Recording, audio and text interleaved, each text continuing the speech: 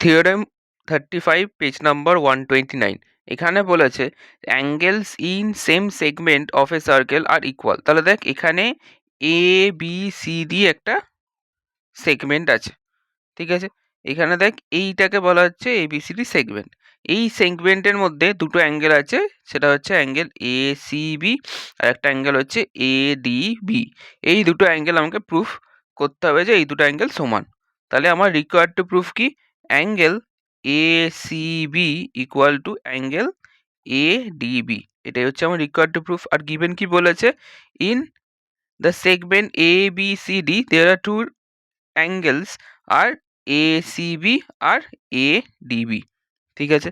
এরপর এটা প্রুফ করার জন্য আমাকে একটা জিনিস কনস্ট্রাক্ট করতে হবে, সেটা হচ্ছে এই যে এ আর তার সেন্টার, সেই সার্কেলের সেন্টার ও পর্যন্ত এটাকে এক্সটেন্ড করব, মানে এটাকে জয়েন করব। আর বি বি আর এই সেন্টার পর্যন্ত এটাকে জয়েন করব। তাহলে ও এ আর ও বি এইগুলো জয়েন করা হলো, এটা হচ্ছে আমার কনস্ট্রাকশন।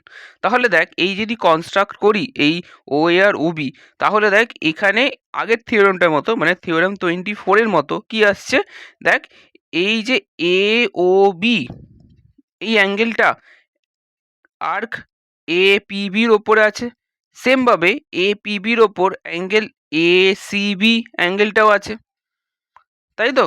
তাহলে আমরা আগের থিওরেম অনুযায়ী কি জানি, কোনো একটা সেম আর্কের ওপর যদি একটা অ্যাঙ্গেল সেন্টার দিয়ে যায় আর একটা অ্যাঙ্গেল সার্কেলের ওপর দিয়ে যায়, তাহলে কি হয়, angle A O B is double the angle A C B, তাই তো।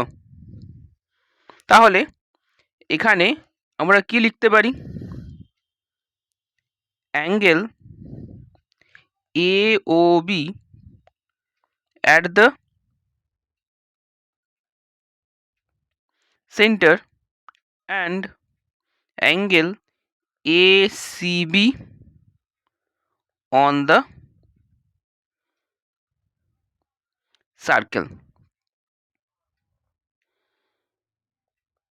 are on the same arc APB, ঠিক আছে। তাহলে APB আর্কের ওপর এই দুটো অ্যাঙ্গেল আছে, সেটা হচ্ছে একটা AOB আর একটা হচ্ছে ACB। এই তাদের মধ্যে একটা এই যে AOB আছে সেটা সেন্টার দিয়ে যাচ্ছে, আর এই যে ACB আছে সেটা সার্কেলের ওপরে আছে। তাহলে এখান থেকে আমরা কি বলতে পারি, therefore angle AOB equal to 2 into angle ACB, তাই তো। তাহলে আগের থিওরেম থেকে আমরা বলতে পারি angle AOB equal to 2 into angle ACB। তাহলে এখানে দেখ সিমিলারলি কি আছে, আমি যদি এই অ্যাঙ্গেলটাকে দেখি, মানে ADB এই অ্যাঙ্গেলটাকে দেখি, সেটাও দেখ APB আর্কের ওপরে আছে, তাই তো।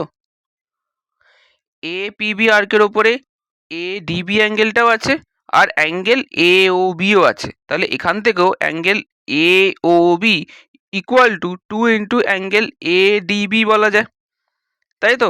তাহলে সিমিলারলি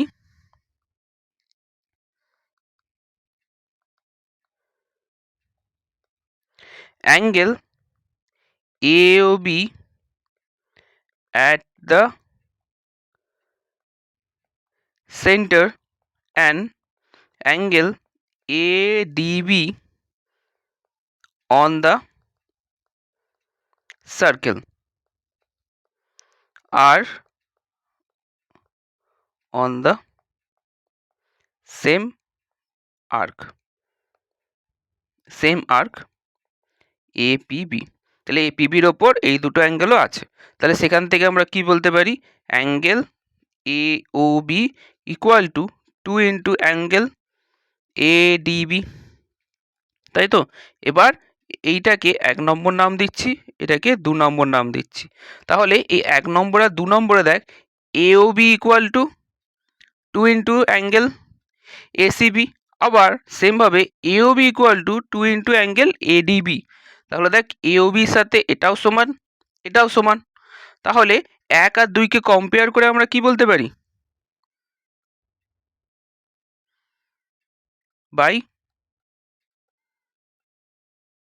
comparing 1 and 2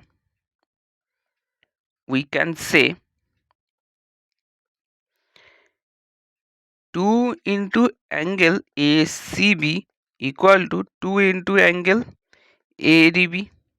মানে আমি বলছি AOBর সাথে যখন এটাও সমান, আবার AOBর সাথে যখন এটাও সমান, তাহলে এই যে 2 ইন্টু অ্যাঙ্গেল ACB আর 2 ইন্টু অ্যাঙ্গেল ADB এই দুটোই সমান হবে একে অপরের সাথে, কারণ দুটোই AOBর সাথে সমান আছে, তাই তো? তাহলে এখান থেকে আমরা বলতে পারি যে 2 into angle ACB equal to 2 into angle ADB হয়েছে। এবার দেখ দুদিকেই আমি এই 2 গুলো কেটে দিতে পারি, তাহলে আমি সেখান থেকে কি লিখব?